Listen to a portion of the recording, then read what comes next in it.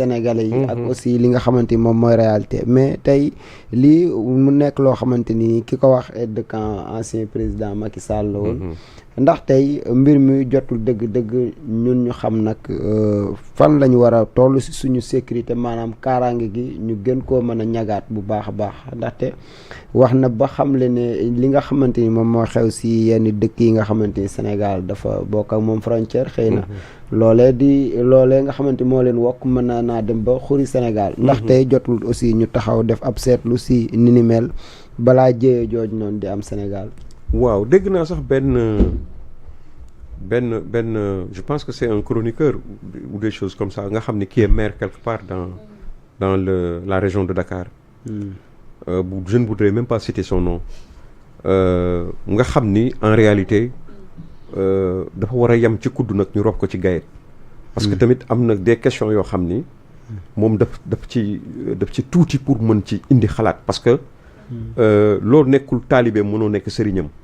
des questions de sécurité ak yu demee noonu yaakaar naa ni loolu ëpp na ci gémmiñam sax moom mu ci am kàddu gu mu ciy wax dafa war a rek toog di déglu ñu wax ko kilifa yi fi nekk ngànk loolu ku mel ni ki Meïssa Sélé Ndiaye nga xam ni général de corps d'armée nga xam ni moo nekkoon aide de camp du président de la République Macky Sall nekk à la retraite nekk ci dëkkam diiwaanam fale ca kokki ñu am luñ ko parrainé woon mu dem fa profiter ci opportunité bu mel noonu xam nga Meïssa Sélé c'est un descendant de Ibrahima Ndiaye buur Njàmbur direct c'est son grand-père donc c'est des gens yoo xam ni dans leur patelin dañ fa am lu ñu fa tekki d'abord borom ay maanaam seen maam buur la woon ci buur yu njëkk yi nga xam ne ñoom ñoo fi nekkoon donc ba pare mu nekk un général xam nga kooku Sénégal ñor na ko ñor boo xam ni toujours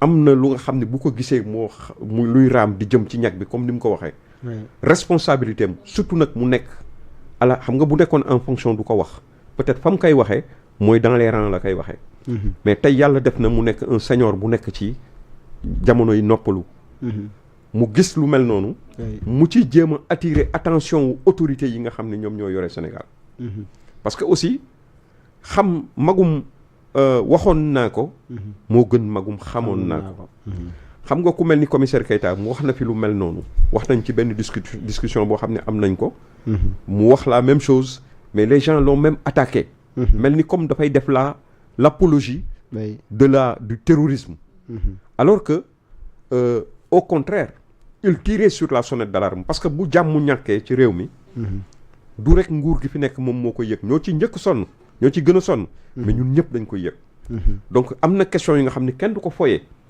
donc ñun l'intégrité de notre territoire ou bien la sécurité de les problèmes sécuritaires ñëpp ci ñun daf ñu importer donc ku ci nekk ñun da nga ci am responsabilité rawatina nag un général à la retraite ku mel ni Meïssa Sélé donc xam nañ ni bërki Dembo Ndiaye dégg nañ ni soxlawul sax loolu nga xëy kii mais boo xoolee presse bi rek la presse internationale ce qui se passe au Mali mais les comment dirais-je les djihadistes là ils étaient à 40 kilomètres de Kaay là il y a une semaine Kaay mooy frontière bi pratiquement Kaay ak Diboli presque benn la hein donc lu mel noonu bu fekkee ni dafa am ñëpp dañ ci war a prêter attention su ko defee autorités yi nga xam ne ñoom ñoo yore réew mi xam naa ni sax am nañu information mais jàmm du doy te lu baax du ëpp danañu gën a redoubler d'attention et de vigilance te it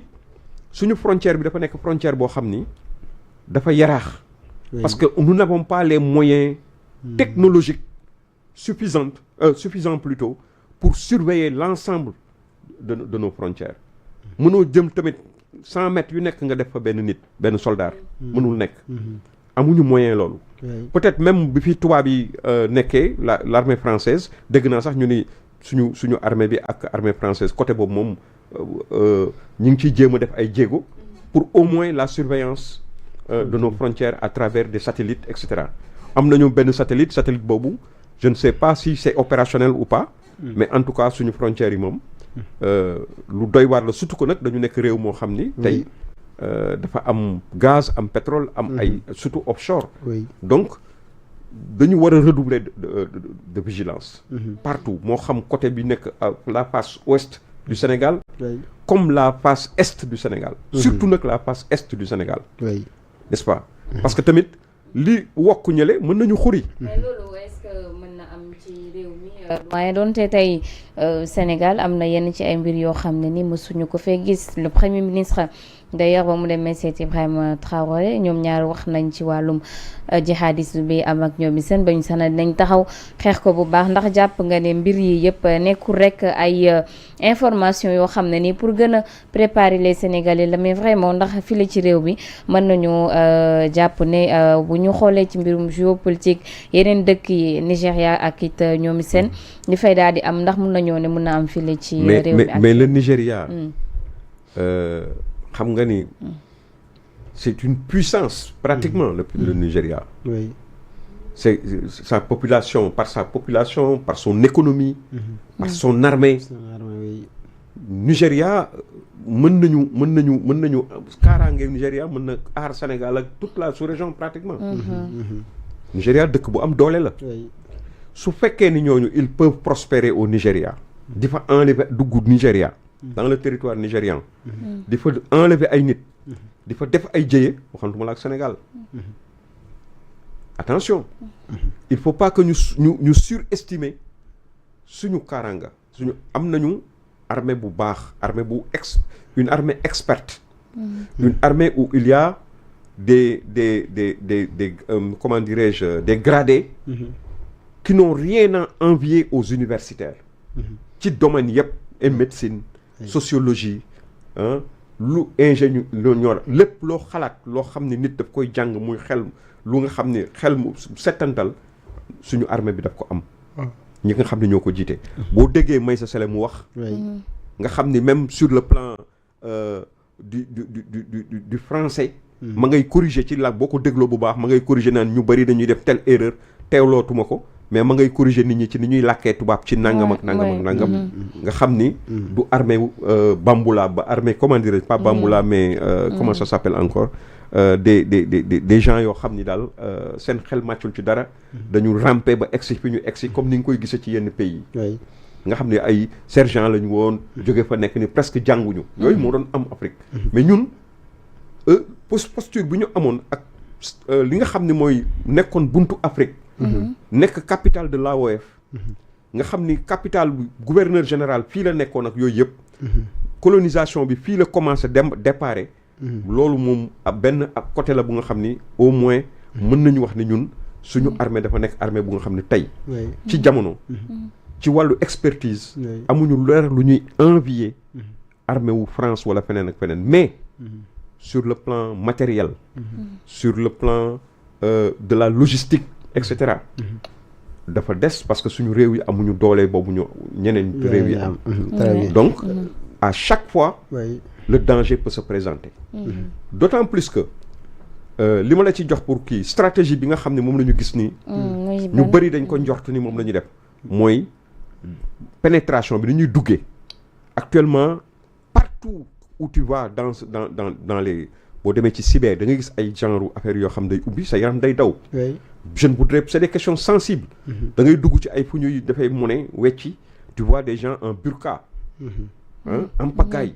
oui wala nga dem feneen nga gis ay genre daara yoo xam ni. man gis naa ci dans en dehors de Dakar dans la banlieue dakaroise. mais des daara tu as l'impression ni ñu seen fête yi bu ñu koy organiser man fekkee naa ay feetu daara yu ñuy organiser.